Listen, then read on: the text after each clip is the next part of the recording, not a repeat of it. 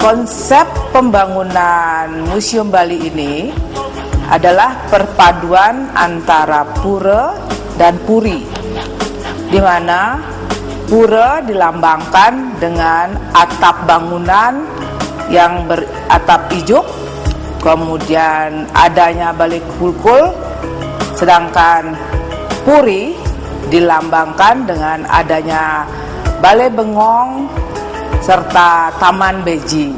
Museum Bali ini menganut konsep Trimandala, di mana terdiri dari 3 bagian ruang, yaitu Jabat sisi, Jabat tengah, dan Joroan, di mana masing-masing ruang ini dipisahkan oleh kori, angkul-angkul, candi bentar, serta tembok penyengker.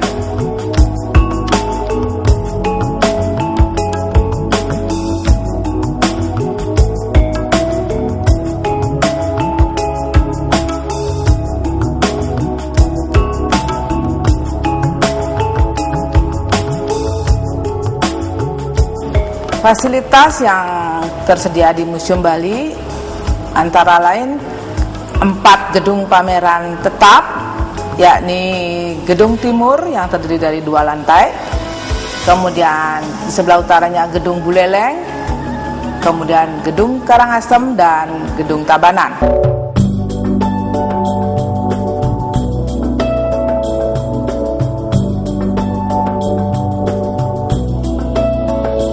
Penataan pameran Museum Bali berkonsep museum adalah jendela Bali. Dengan konsep ini diharapkan pengunjung sebelum melihat Bali terlebih dahulu melihat museum, sehingga dengan melihat museum pengunjung sudah mempunyai gambaran apa yang ada di Bali. Museum Bali mempunyai 4 gedung pameran. Nama-nama gedung tersebut disesuaikan dari raja yang membantu pembangunannya. Tema pameran yang ada di keempat gedung tersebut disesuaikan dengan sejarah fungsi gedung.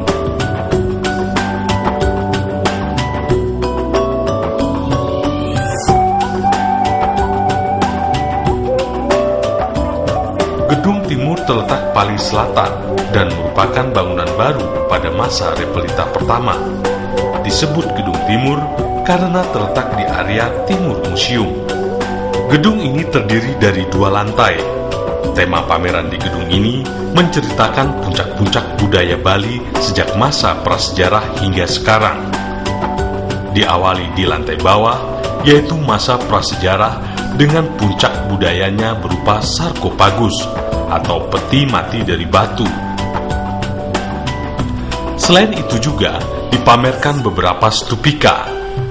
Stupika adalah stupa kecil yang terbuat dari tanah liat, yang di dalamnya terdapat materi bertuliskan mantra-mantra agama Buddha yang berfungsi sebagai pemujaan.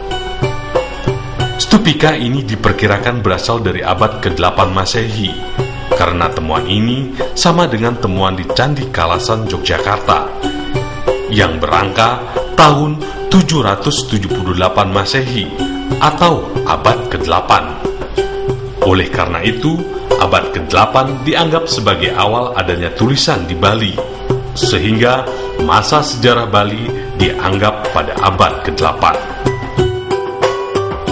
Lantai atas memamerkan upacara pancayatnya, yang merupakan ciri khas agama Hindu Bali.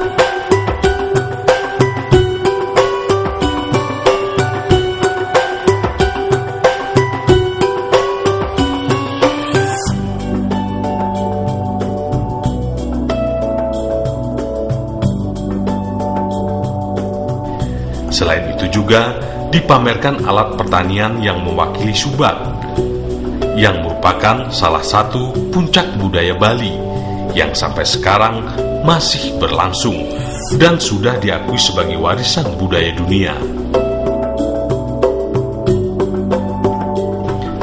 Gedung Buleleng berada di sebelah selatan Gedung Karangasem.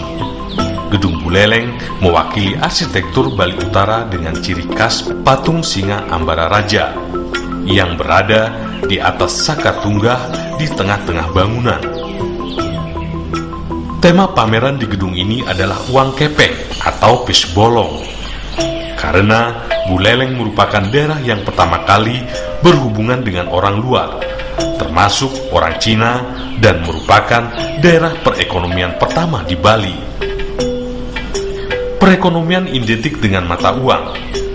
Di gedung ini dipamerkan bermacam-macam uang kepeng, baik dari Majapahit, Banten, Palembang, dan Cina sejak abad ke-8 sampai 9 Masehi. Uang kepeng ini ditata secara kronologis berdasarkan fungsinya, yang awalnya sebagai alat tukar. Dalam perkembangannya dipakai sebagai alat upacara, permainan tradisional, sampai ke hal-hal magis.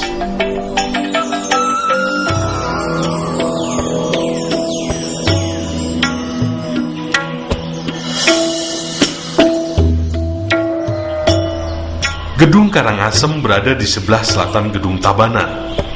Disebut Gedung Karangasem karena merupakan bantuan dari Raja Karangasem dan mewakili arsitektur Bali bagian timur.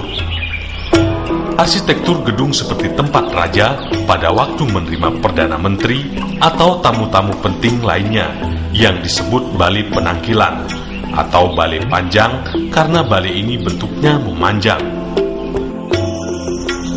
Tema pameran di gedung ini adalah Chili, karena Chili adalah lambang kesuburan dan kesejahteraan. Hal ini diidentikan dengan peran raja yang memberikan kesejahteraan kepada rakyatnya. Secara kronologi, pameran ini menceritakan fungsi, makna, dan perkembangan Chili, simbol-simbol kesuburan sejak zaman prasejarah, masa Hindu-Buddha Bali hingga sekarang, sebagai perlengkapan upacara, seni bangunan, dan berfungsi pula sebagai seni rupa.